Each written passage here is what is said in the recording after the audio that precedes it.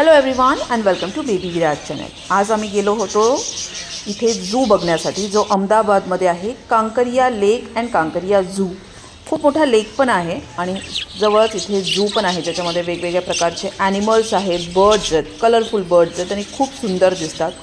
Pirates वेगळ्या कलर्सचे आहे, peacocks वेगळ्या वेगळ्या आहे, त्यानंतर स्पॅरोज वेगवेगळ्या कलरचे आहेत आणि खूप सुंदर दिसत होते. प्रत्येकासाठी वेगवेगळे शेल्टर आहे. याच्या आधी आम्ही जेव्हा एका झूमध्ये गेलो होतो ना, तिथे बग्गी होती, बट इथे फुल ओपन आहे आणि आपल्याला पायी जावं लागतं. बग्गी नाही आहे, म्हणजे गाडी नाही आहे. आणि इथे प्रत्येक बर्डसाठी, ॲनिमल्ससाठी वेगवेगळे शेल्टर आहे त्यांच्या राहणीमाना, लाईफस्टाईलनुसार. जसं की हे आहे वॉटर डक्स, आणि ते खूप मोठे मोठे वॉटर डक्स होते. पहिल्यांदा मी इतके मोठे डक्स बघितले असतील. म्हणजे रिअलमध्ये पण आपण जे बघतो ना, ते थोडेसे वेगळे असतात, बट हे फारच वेगळे होते. त्यांची चोच खूप वेगळी होती, खूप हेवी पण होते आणि हाईट पण त्यांची खूप जास्त होती. त्यांच्यासाठी ना इथे प्रॉपर अशी पाण्याची सोय, म्हणजे ते स्विमिंग करू शकतात, खाण्यासाठी, त्यांना फिरण्यासाठी सगळ्या गोष्टी आहेत आणि खूप छान दिसत होते. त्यांची नेक बघा, एकदम मोठी, आणि त्यांचे असं मांस वगैरे आहे ना, ते पण एकदम मोठं मोठं जड असं होतं. बट एक गोष्ट आहे की हे शेवटी केजमध्ये आहे. त्यांच्याकडे आपण बघतो, आपण एन्जॉय पण करतो, बट तिथे जाऊन असं फील होतं की यार, यांची लाईफ तर ॲक्च्युली असे एखाद्या नदीच्या किनारी किंवा असं पाण्याच्या ठिकाणी असलं पाहिजे. बट इथे किती पण त्यांना फॅसिलिटीज असल्या ना, शेवटी ते केजमध्येच आहे. सो थोडंसं वाईट पण वाटतं, बट ठीक आहे, त्यांच्यासाठी खूप चांगल्या फॅसिलिटीजसुद्धा आहेत. तसंच इथे खूप सारे मोर पण होते आणि एका मोरनी तर लिटरली माझा फोन पण पाडला, कारण की मी त्याला खूप जवळ म्हणजे नेट होतं, बट स्टील मी त्याला शूट करत होती. मी पहिल्यांदा मोर इतक्या जवळून बघितलेत आणि गुजरातमध्ये खूप सारे मोर आहेत. माझ्या घरातूनसुद्धा मोर दिसतात. बट हे जे झू आहे हे अहमदाबादमध्ये, वन डे रिटर्नमध्ये तुम्हाला इझिली हे जाऊन विजिट करता येईल. तर हे बघा, मी तुम्हाला म्हटलं जसं की माझा मोबाईल पाडला होता, तर हे नेटमधून मी कॅप्चर करत होती. नेट इतकी बारीक आहे की मी माझा मोबाईलमध्ये नाही सोडू शकत, बाहेरूनच करत होती. बट त्याचे डोळे बघा, हे सगळ्यांना मला जवळून ऑब्झर्व करायला मिळत होतं.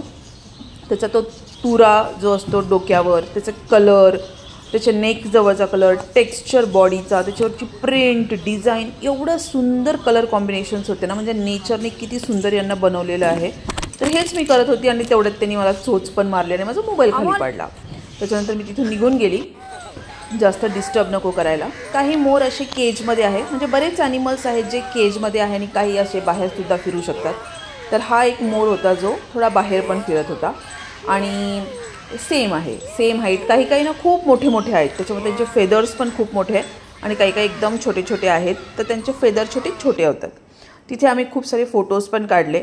आणि जंगल सफारी हे ना, म्हणजे कुठलीही गोष्ट आपण जेव्हा बघायला जातो, स्पेशली जंगल बघायला जातो ना, तो एक्सपिरियन्स वेगळाच असतो. मॉलमध्ये जाणं, शॉपिंग करणं, काहीतरी खाणं, हे इतकं बोरिंग झालं आहे ना, की नेचरमध्ये येऊन तिथे फोटो काढणं, तिथे कसा टाईम जातो ना समजत पण नाही. आणि किती पण चालायला सांगा, काहीच वाटत नाही.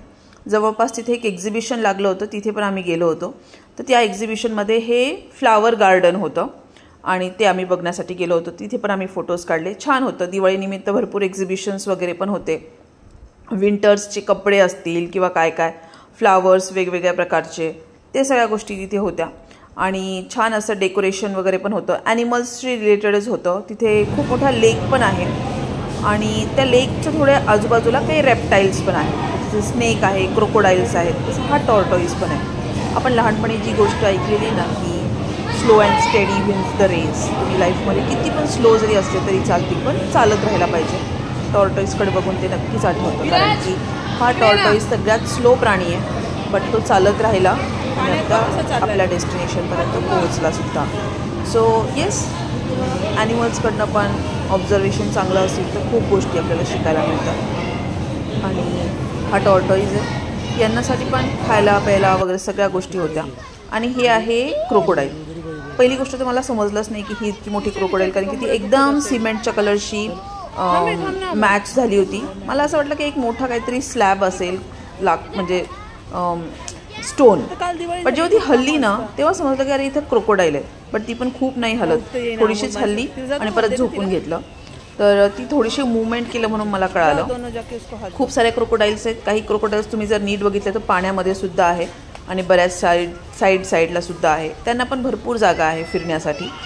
सगळ्यात इम्पॉर्टंट आणि सगळ्यात डेंजरस होतं ते म्हणजे लायन आणि टायगर. हे केजमध्ये आहेत. केजच्या बाहेर पण त्यांना खूप मोठं सराउंडिंग आहे, पण तिथे ते नव्हते म्हणून मग ते केजमध्ये होते. तर मी केजमधलं थोडंसं शूट घेतलं. हे जे राहतात ना लायन, टायगर, चित्ता, लेपर्ड जे काय आहे त्यांच्यासाठी ना AC आहे मध्ये. त्याच्यामुळे काय होतं, हे सकाळी सकाळी जेवण करता आणि पूर्ण झोपलेले असतात. आम्ही जेव्हा गेलो ना तेव्हा खूप वेळा मी बघत होतो, पण ते झोपलेलेच होते. आता जस्ट थोड्या वेळासाठी ते उठले, थोडेसे मूवमेंट केली, थोडेसे बाहेर आले. माईट बी त्यांना भूक लागली असेल किंवा काय, बट ते सगळी ACची सोय आहे त्यांच्यासाठी आणि बघून खूप भारी पण वाटतं. पण त्यांची लाईफ खूप डिफिकल्ट पण आहे.